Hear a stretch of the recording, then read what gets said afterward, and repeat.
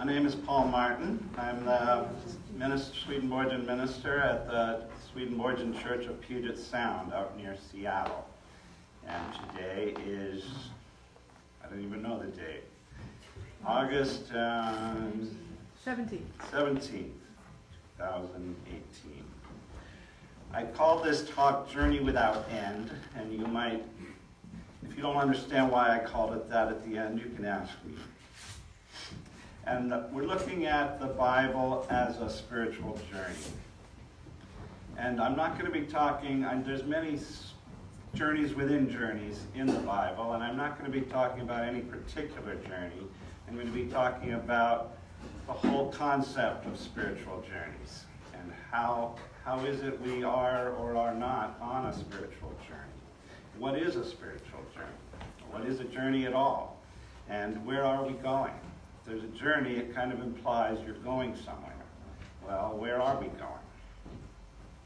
So the Bible is meant as a spiritual journey. If you look at the inner sense, that's all it means. The inner sense is the sense of what does it mean for us? What is the journey?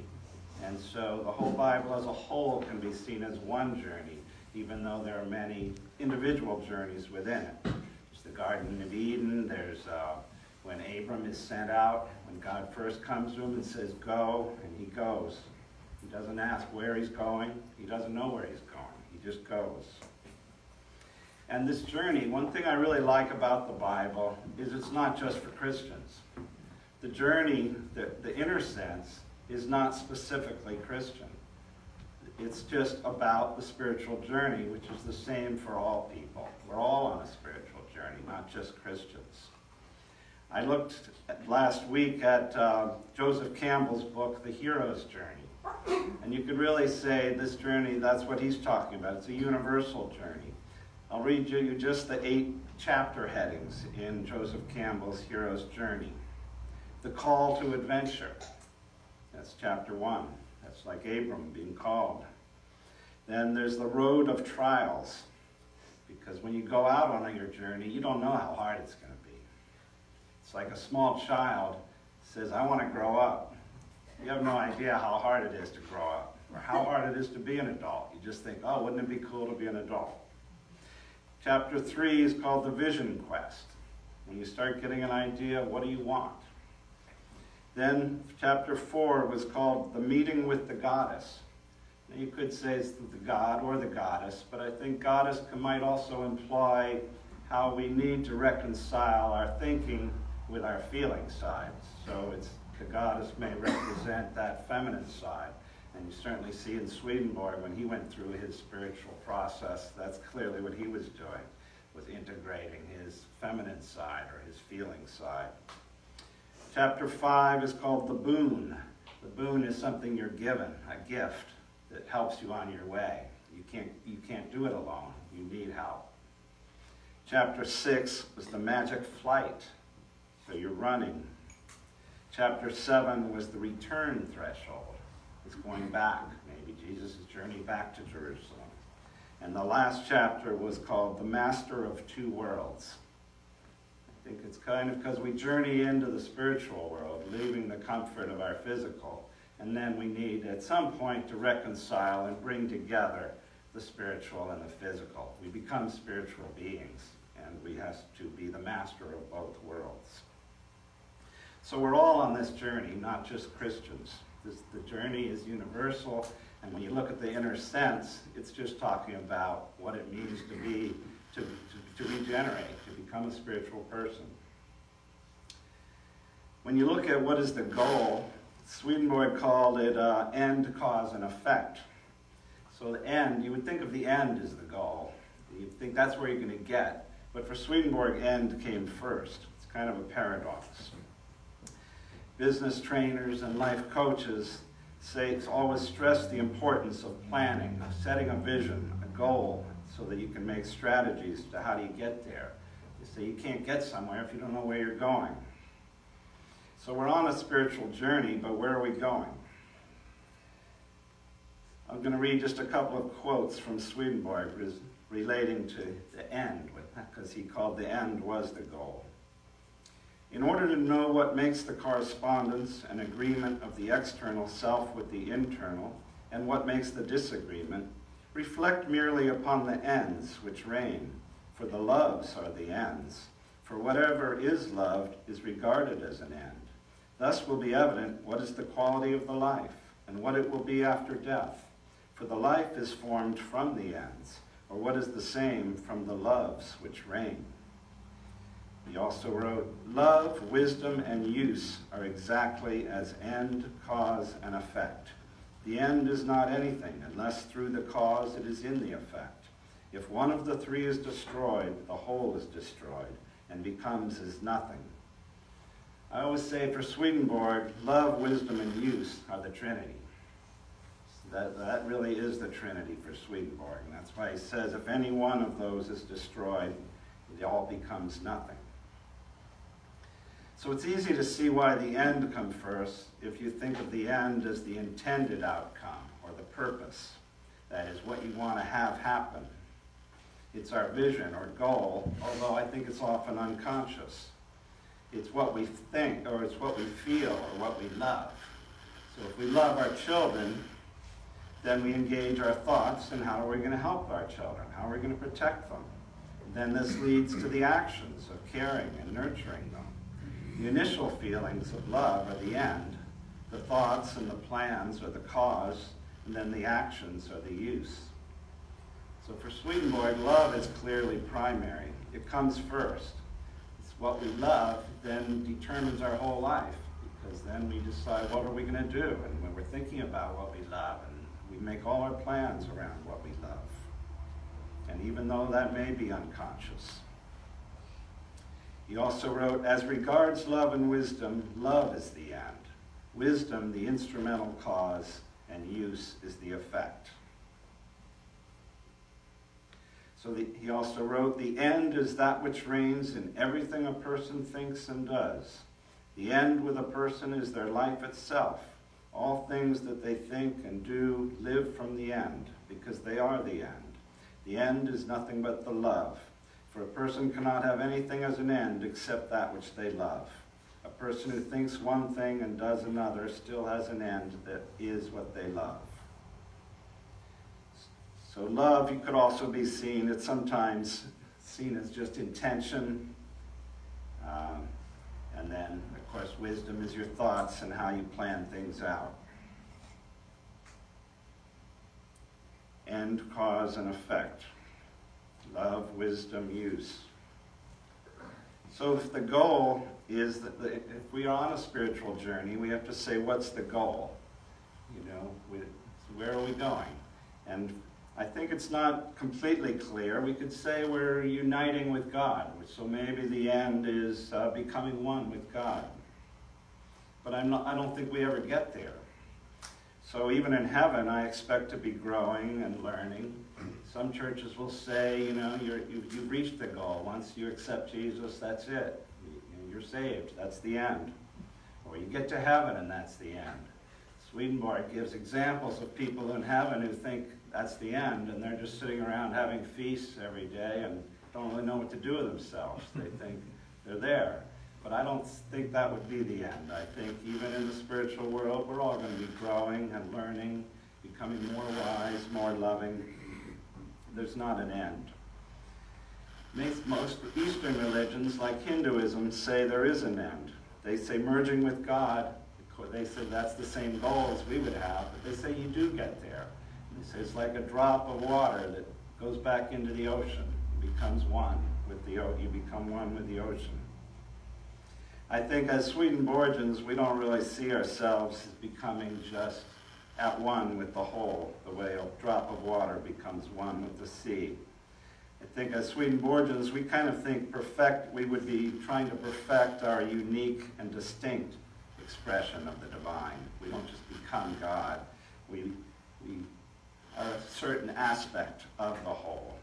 If you look at the body of Christ, or the universal human image, we're a part of the body, trying to be a perfect hand or just a perfect cell and one finger, perhaps, rather than we never become the whole body.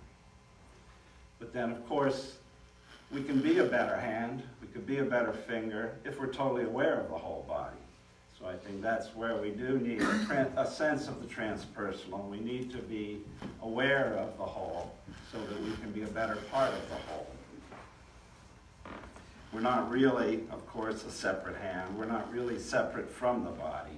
We are all interrelated and interdependent, interconnected.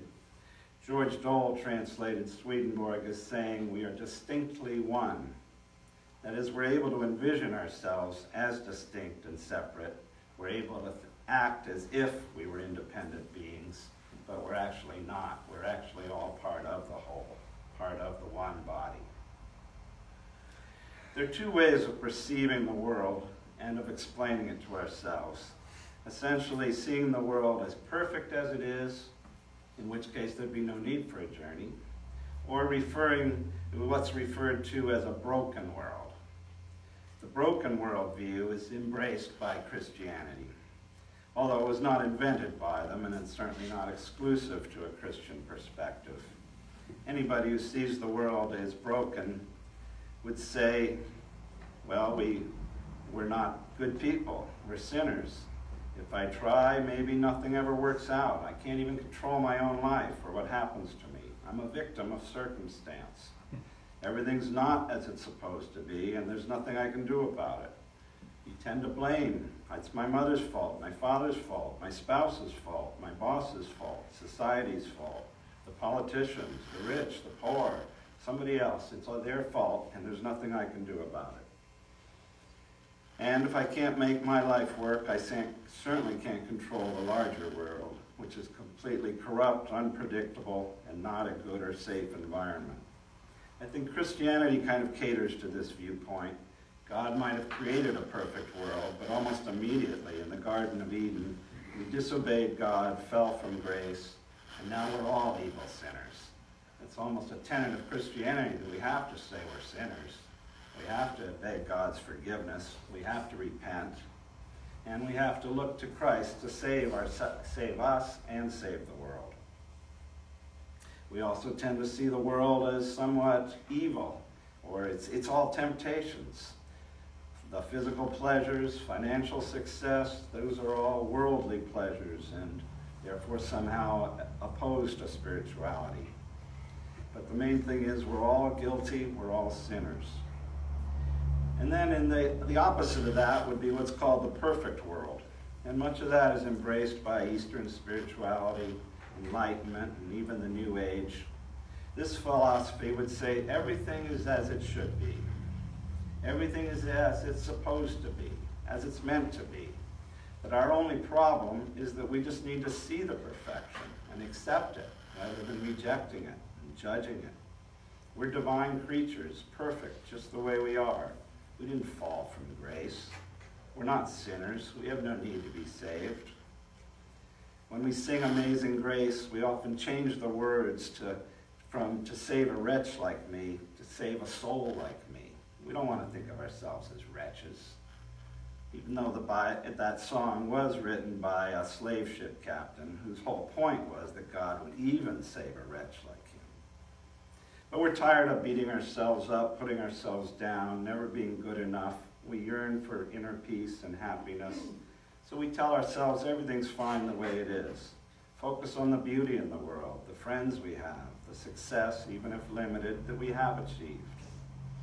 Even if we see that everything in our lives and our world isn't perfect, we have affirmations we repeat to try to convince ourselves that everything's exactly the way it's meant to be, the way it's supposed to be. Everything happens for the best. Everybody chooses their own reality. We're responsible for everything that happens to us.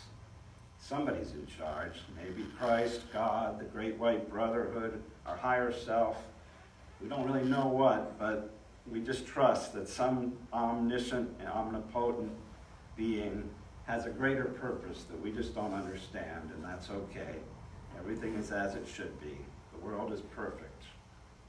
So if that's true, then we have nothing to repent, no need to reform.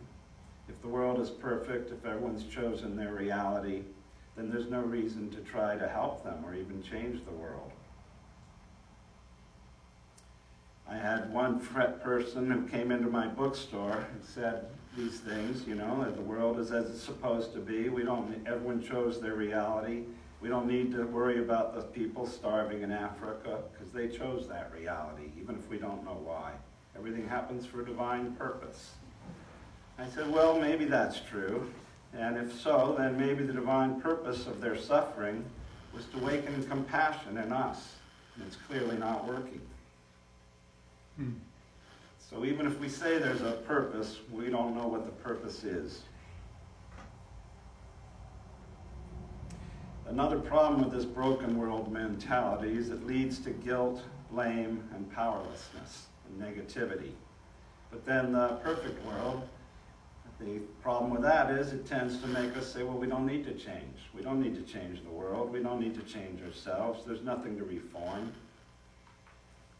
So in a way, these two views seem paradoxical, but they can also be seen as the same thing if we look at it in a different way. I often use the example from AA or the example as a musician to explain repentance or regeneration. If everything was perfect, if you had no problem, if everything was as it should be, you'd have no reason to change. So maybe a child is banging away on a piano, and you could say, well, it doesn't sound so bad. And it isn't, repentance wouldn't even happen until the child realized maybe it could sound even better. So a young child just bangs away on the keys, they don't care. Repentance would be when they maybe hear some good music and say, wow, I'd like to be able to do that. And then they have to go through the hard work, the reformation, of learning the chords, learning how to play before they get to be a good musician. On one hand, you could say, well, what's wrong with just banging away on the piano? Or an artist, what's wrong with just scribbling away? Why do you have to do it better? And in a way, there is, I think, value in non-judgment. David Spangler, was a friend of mine, was part of the Findhorn community in Scotland. He said they would have concerts, which were really more like talent shows. Anyone who wanted to play could play. And he said after every performance, no matter how good or bad, the audience would cheer wildly, very enthusiastically, just as we would cheer for our 6-year-old at their first piano recital. And there's something good about that. You go to a convention, there's a talent show. We're going to cheer with our friends, no matter how great or wonderful or bad they are, because you appreciate the effort, you respect that they're willing to get up there on the stage and sing or play their music. And that's great. We should do that. We support them, regardless of their level of talent. But David said also there was a problem because there was a cellist at the Findhorn community who was getting to be very good. And eventually she said she had to leave the community. The community was too accepting. She said it didn't make any difference how good a musician you were. Everybody got the same attention. They all got cheered wildly. And there was really no incentive to improve. And she felt she needed to go out into the greater world where there was more judgment, maybe less acceptance, but she felt she needed to improve her talents, her musical ability. There's another thing about the idea of the broken world. It implies that it was once whole. And that's the way most myths are, including, of course, the Garden of Eden. We say it was whole, we were once whole, and then we fell. We fell out of the Garden of Eden. We were expelled. We fell from grace. So it implies that we were once perfect. Everything used to be good, and then we became sinners, perhaps. We fell from grace. Enlightenment is seeing things and accepting as they are. And so there's this, I think, dichotomy of do we accept things the way that they are, or do we say, no, everything needs to be fixed. It's broken. We need to fix it. And in a way that sounds like a paradox, but again, it's not. It does mean accepting and forgiving ourselves, because I think in a way we could say, yes, everything is perfect. We're perfect the way we are. We can't go back and blame ourselves. We can't say we could have been different. Maybe we could have, but we can't now. We are the way we are. So I think it's important to accept ourselves the way we are. It's important to accept each other not say you should be different, you're not good enough, I'm not good enough. I think it's true. We should accept everything as it is and say it is perfect. And we don't really know whether we could have been better or not, but we know we can't be different than we are right now today. Right this moment we can't be different. But it's a story. We're in process. It's like the fall. It's like a small child. You can say a 1-year-old seems perfect in many ways. And parents have this expression for a 2-year-old, the terrible twos. A 2-year-old fell from their parents' grace. They became not the perfect little bed child anymore. All of a sudden, they're the terrible twos. We all know, every parent knows that. Every parent knows that. And it is like falling from the Garden of Eden. Before that, the child seemed to do whatever you told them to do. All of a sudden, they have a mind of their own. They start saying, wait a minute, I don't have to do what my parent tells me to do. My daughter, when she was first in elementary school, she would come home sometimes crying. One day she came home, she said, wow, I've never seen the teacher that mad. I said, Hillary, what do you mean that mad? She said, well, the teacher was telling me what to do and started shouting at me, and I was crying, and, everything was terrible. And then she said, I just suddenly realized something. And I stopped crying and said to the teacher, you're not the boss of me. It's one of those times as a parent, you're not really quite sure whether to say, well, wait a minute, Hillary, that's your teacher, you should respect them, do what they say. On the other hand, you're thinking, yeah, right on, girl, you're absolutely right. Your teacher is not the boss of you. We're all our own boss. And that's like the 2-year-old who suddenly realizes, the parent's not my boss. I can actually do whatever I want. My parents said, don't eat those cookies, but they left the room and I ate them anyway. It's like they don't have to do what their parent tells them to do. And in a way, you could say this is a fall from grace, but for Swedenborg, this isn't a step backwards, this is a step forward. Just like for a child, this is a step forward. You can tell your child, do this, do that, share your cookies with your brother. If they're just doing it because you told them, the job's not over. It's actually a good step when they begin to say, wait a minute, what do I want to do? My parents tell me this, my teacher told me that, but what do I think? What do I want to do? Do I want to just eat all the cookies myself? It's like, that's really a step forward. It's not a fall from grace. It's not a step backwards. It feels that way as a parent, because all of a sudden they're disobeying you, they're thinking for themselves, they're making up their own minds. And of course, Abram, he didn't question. God said go, he just went, because that was a step before that. That was before the terrible twos. If he was 2, Abram might have said, no, I'm not going. Why should I go? I feel like staying here. Yeah. But he went because that was before the 2-year-olds. And as a parent, your goal is not to just get your children to obey you. Sometimes you think it should be that way. Do what I say, But the goal is actually get them to think for themselves. You don't want them to share their cookies because you told them to share their cookies. You want them to want to share their cookies. You want to teach them to love their brother and sister and to want to give half of their cookies to them. You don't do it because you told them to do it. That would be, you would not be a good parent if your children grew up, they were ready to leave home at 20 years old or something, and all they know is to do what you tell them. And they're going to say, well, how can I live out on my own?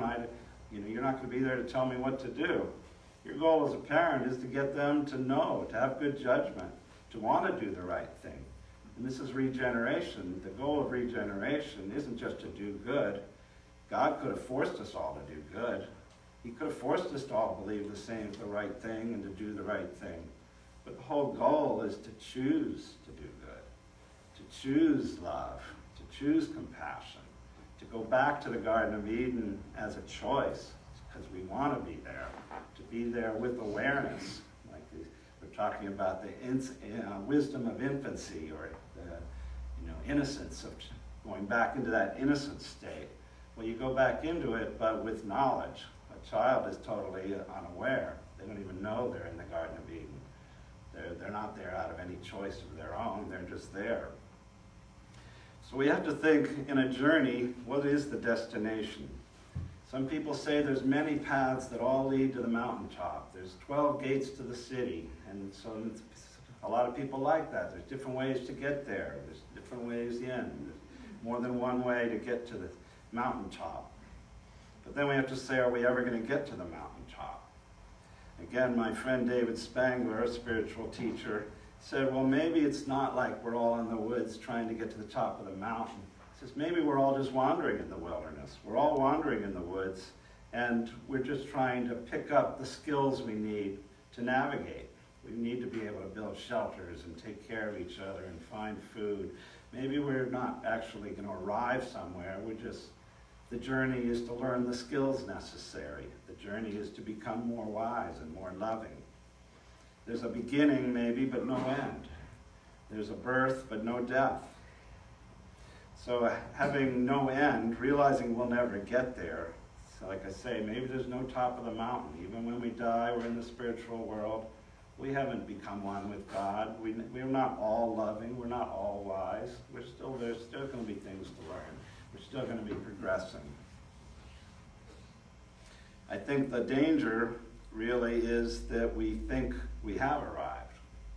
It's like, how do you talk to a fundamentalist who says, I'm saved. I don't need to do anything else. I'm already saved. I accepted Jesus. I joined the church. I don't need to do anything else. I don't need to learn anything else. I'm there. I'm saved. I've done it. And so in a way, yeah, you're right. But it's like, again, a developmental thing. If you're 2, are you really there? Are you 5? Are you there?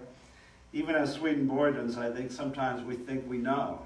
So what's God? Well, we know what God is. God is love. God is love and truth. We think we know. And yet, what is love? We can say, oh, God is love, but do we know what love is? We don't know what love is. Swedenborg would say we know how it appears to us at this moment, but it's not the whole. We ask a 2-year-old what love is. Ask a 10-year-old. Ask a 15-year-old. You're going to get very different answers. Ask a 25-year-old. Even at my age, I hope I don't really know. I know how it appears to me at this moment, but if I think what am I going to be like in 5 or 10 years, I hope I'm more wise. I hope I'm more loving than I am now. So I hope I don't have the final answers yet. I hope I'm still moving forward. So we look at it, we can look at it as perfect, but only if we say we're in process. Just like a 2-year-old is perfect in a way, it may be a perfect 2-year-old.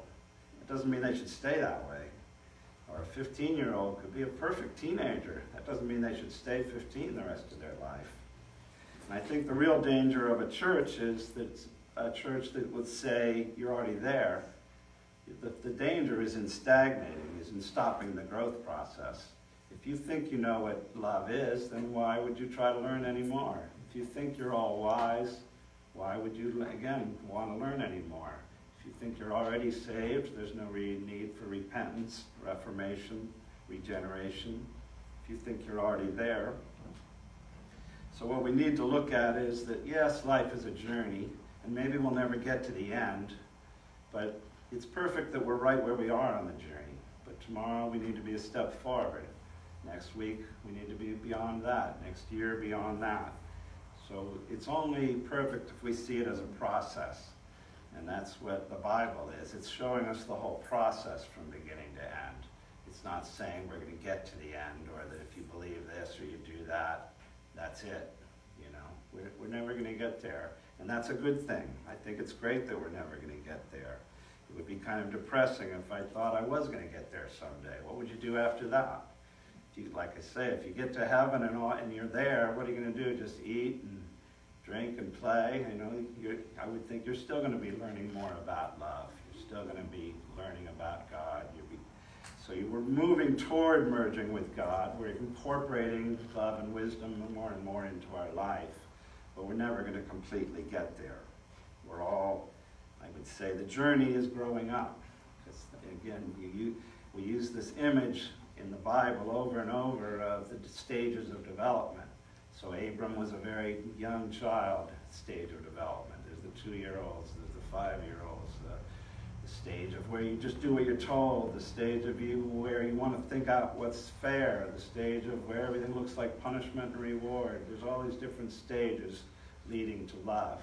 And at the end, you just do what's loving. You don't do it because it's fair. You don't do it in order to be rewarded. You don't do it because God tells you to do it or your parents told you to do it.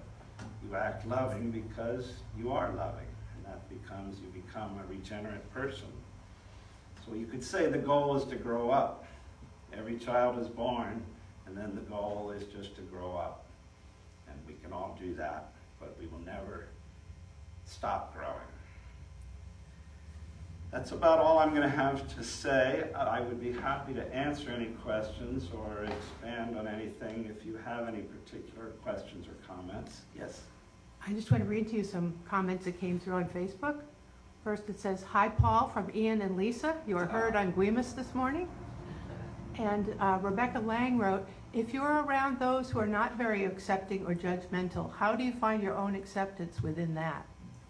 You know, it's like, I think everyone's like, you should be, just as you shouldn't be judging yourself as not perfect, I don't think you should judge others either. It's hard to say somebody's not where they're not supposed to be. It's like saying a 2-year-old shouldn't be a 2-year-old. Mm-hmm. So we meet adults that are stuck at a certain point. Maybe they're acting like a 2-year-old. Maybe they're acting like a 10-year-old. It doesn't help to just berate them and say, you shouldn't be a 2-year-old. Well, maybe they should be a 2-year-old, you know, because they're 2 years old. And that doesn't mean they should stay the way they are, but I think we need to accept people as they are, encourage them to change, but not somehow judge them because we're all, it doesn't matter how old we really are, we're all at a different stage of development. And it's not even progressive. I have days where I'm a 2-year-old. You know, we go in and out of different stages, but still I don't think we can judge each other for not being somehow as mature as they're supposed to be, because we're all children and we're not always mature. But that's not, just like you wouldn't blame a child for being 2, you shouldn't blame an adult for being in a certain frame of mind that might be like a child.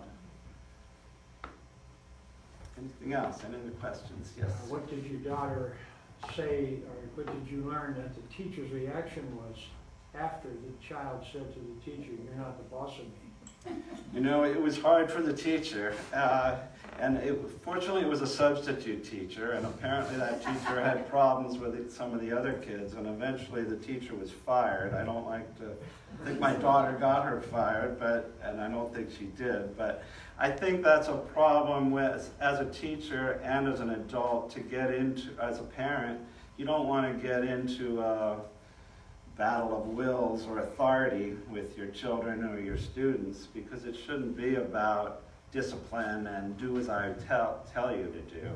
You know, sometimes that's the way a teacher thinks. You know, you're the student, you should do whatever I tell you. Or as a parent, you're my child, you should do whatever I tell you. But your goal is to get them to be compassionate, wise people, not to learn to teach them, to force them to do what they tell you. So I think that was the old way of school, was that it was very authoritarian. And I think, and that was the old way of parenting too. You do it because I tell you. Oh yeah, we know that, but I'm just trying to get a picture of justice. Is your child a well-balanced individual as she grew up? I believe she is. You know, I think you know, on one hand, it's true nobody's the boss of you. You have to make up your own mind of what you're going to do. At the same time, that doesn't mean there's no consequences for your behavior.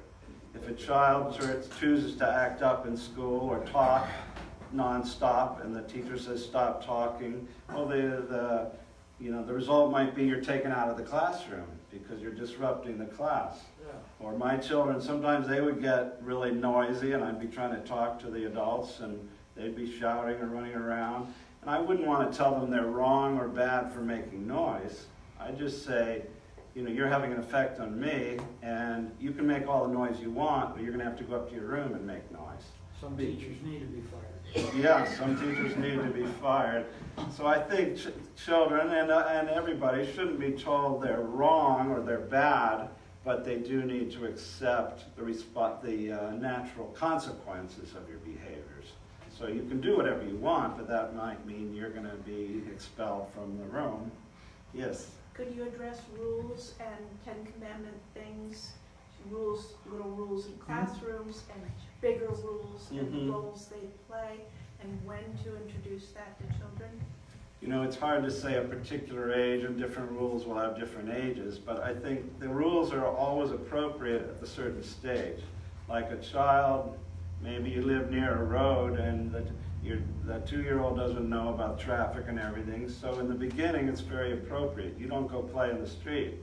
And the child, it's appropriate that they don't do that because their parents told them not to do it. So there's time for rules when you don't understand the consequences. But the goal would be to teach your child, well, you don't just play in the street because I tell you. You don't play in the street because the natural consequence of playing in the street is you might get hit by a car, and you don't want to be hit by a car. And Ten Commandments? Same thing, that I think if you haven't internalized the morals, then you need the rules. Because, you know, like a child, you say, share your cookies. It's fine to tell your children to share their cookies, but they don't do it forever just because they're told. And the Ten Commandments were when the people were really saying, we don't know what's right. You know, God, tell us what to do, because we don't know. We don't know what's good and true. We don't know how to live. You tell us how to live. And so then these become the rules. Okay, we're going to follow those rules, and that way we'll live right. But eventually you need to internalize it, where you don't do it because it's a commandment. Thou shalt not kill. I'm an adult. I don't not kill because the Ten Commandments told me not to kill. You know, you have to internalize, I don't want to kill. I want to respect my parents. I want to do all those things. You don't do them because God said, thou shalt not. But if you're in a courtroom and you read, if you don't know why you're there after you've killed someone, but if there's a stone that says thou shalt not kill, then you know. That's a guideline. It is a guideline. Who is an adult. Right. It's Or a child. guideline. Children kill. No, you're right. So if you haven't internalized it, you need the outer rules. So everybody needs rules. We need rules. You know, you could say ideally in a society you wouldn't run a red light because you know it's dangerous and you wouldn't want to get in a car accident. But you still need a law that says, you know, you don't run a red light. You could say in a perfect world nobody would choose to run the red light, but actually we would. We get in a hurry, and if there was no law and we had no possibility of getting a ticket, maybe we would run the red light. So the rules are very important, but I would say in the process of regeneration, the process of becoming a real adult, the goal is you're not doing it because it's a rule. You're doing it because it's the right thing to do. Even living in a good life, you're not living a good life because you want to be rewarded and go to heaven, or because the Bible told you, or because your minister told you, your church told you. You're doing it eventually because it's the right thing to do. It's loving, it's true. You do it because it's true and because it's good, not because it's a rule. So the rules are very important in the beginning, just like it's important to tell your children what to do when they don't know any better. But the idea eventually as you grow is that you do know better. And you do it just because you know it's the right thing, not because you read it in a book. Anything else? Yes, Dean. We've been talking a lot about the love, and I think what you. So what are we doing in heaven? You know, how do I get bigger? How does my heart get bigger in heaven? How do I see the appearance more realistically? I think it's just a matter of refining it, or things become more subtle. Just like I say, you know, I'm an adult now. I'm not going to go kill somebody. I'm not going to go rob a store. There's things that become more obvious that, okay, that decision's already been made. I don't even think about that day to day of doing certain things. But it becomes more and more subtle, where maybe I do consider doing other things that aren't very kind because I'm tired, or I want something, or so it just becomes more and more subtle. Right. The choices you make just become more and more fine, more and more subtle, so that you're still progressing. I don't think, you know, some saint isn't going to say, I'm perfect the way I am. They're still going to be thinking, judging themselves maybe, and saying, oh, I could be better. But we also talked about the woman who's clothed in the sun. you know, that perhaps we actually do shine almost as we burn away all that stuff. Mhm. That we become just wailing on who we are, and it's just so awesome that we have to do it, and something starts glowing inside of us. Mhm. And again, I think it's a matter of degree. So some people get so spiritual that people talk about really spiritual people as looking really bright, or, you know, maybe in the spiritual world they would look like a sun to some extent because Yeah. they're such a loving presence. But even that person, I would say, is probably not completely God. They're very loving, they're very wise, but they haven't finished their process.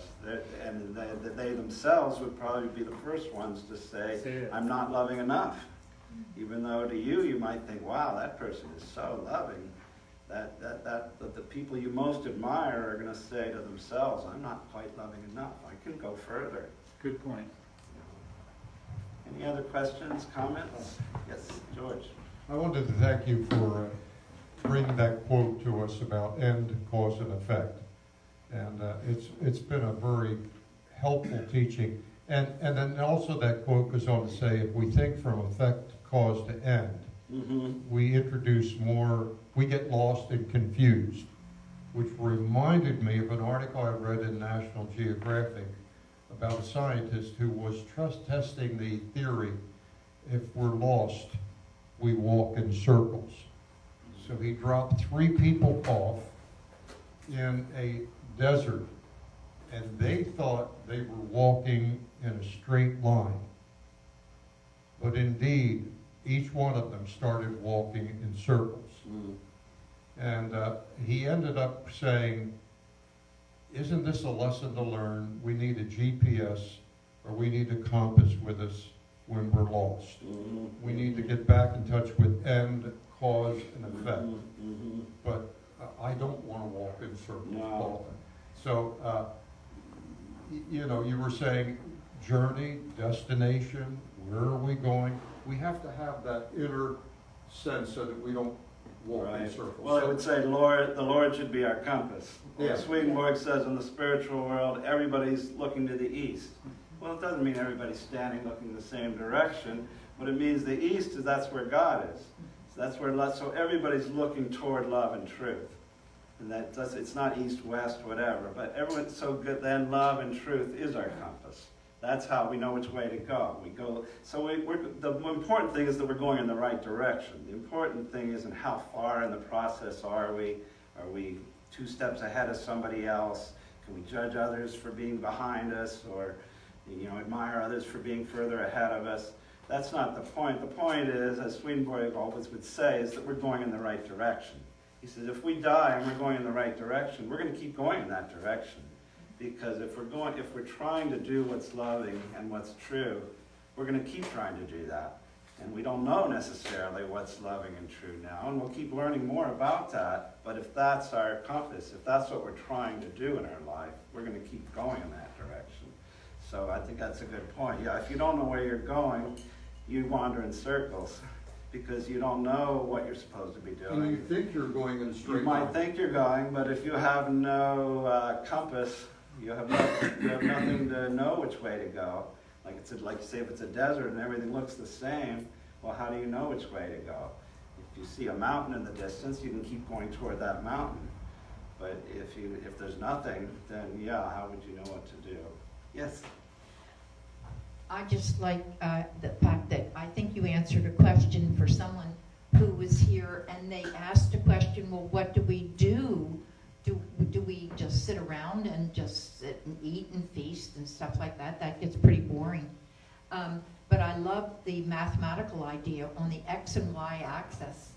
There's a plotting where the line goes along the X axis and it heads up towards the Y, but it never reaches the Y axis. Right. It goes on, and that's a beautiful picture for me that loves math, to see that we go on learning how to be good Right. and how to love others. Thank Right. you so much No, for we your... can keep moving forward. And I think there's another thing that's important, is that we're all one in a certain sense.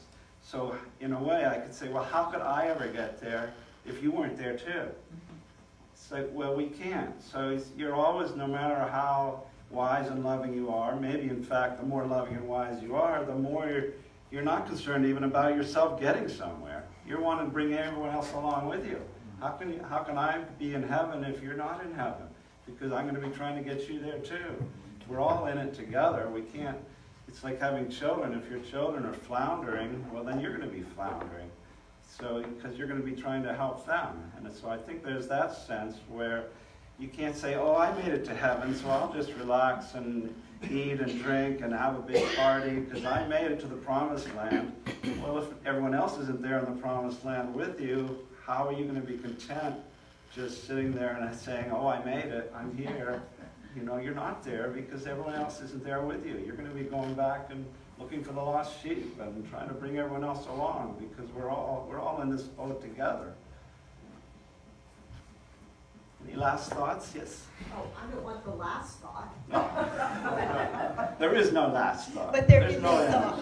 And just thinking about, getting to the promised land and sitting there and enjoying being there. I get really bored just sitting around. I can't do it. No. So, just the idea of heaven as a kingdom of uses, Mhm. and that the uses is helping others, loving your neighbor, doing things for others. And that, for me, is a beautiful thought. And that's where I can almost think about eternity. When you think about going on forever, when I teach my fifth graders about eternity in heaven, and they're like, oh, I don't want that. I don't want that to go on forever, But Right. thinking of there always being growth and process, then it's like, oh, okay, I can see that. Right? Because the love would be, you love everybody. You want to help. You want to be of use. So that's the love. And then the wisdom, you're always going to be trying to get wiser because the wisdom is, well, how can I be of better use? That's all the wisdom really means. How can I be more loving? How can I be of greater use? And so you're trying to figure that out. Yes? I just want to thank you for bringing up the broken world and the perfect world dichotomy because it really speaks to me of one of the paradoxes that I always feel that God loves us just the way we are and also wants us to change. Exactly. Just like you love your 2-year-old, but you want them to grow up. You love your 15-year-old, you want them to grow up. I agree. God loves each one of us and wants us to keep growing. Not, I love you, therefore stay the way you are. That's not love. Well, we're about done here. Yes. Thank you so much, Paul. Thank you. Yeah.